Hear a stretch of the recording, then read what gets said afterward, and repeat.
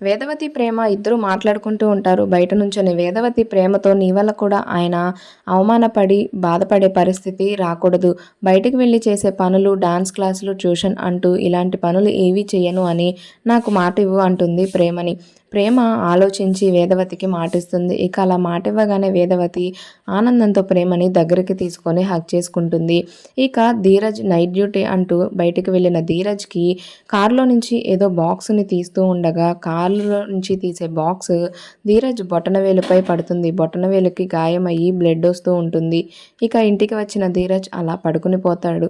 పడుకున్న ధీరజ్ కాలుకి తగిలిన బొటనవేలుకి తగిలిన గాయాన్ని ప్రేమ చూస్తుంది. చూసి ఒక్కసారిగా షాక్ అయ్యి ఆగిపోతుంది.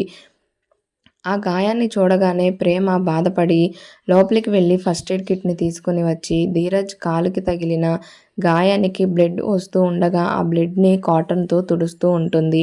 ఇక అలా కాటన్తో తుడిచి కట్టు కడుతుంది బొటనవేలుకి. అలా కట్టుకట్టి ఆలోచిస్తూ బాధపడుతూ కూర్చొని ఉంటుంది ప్రేమ.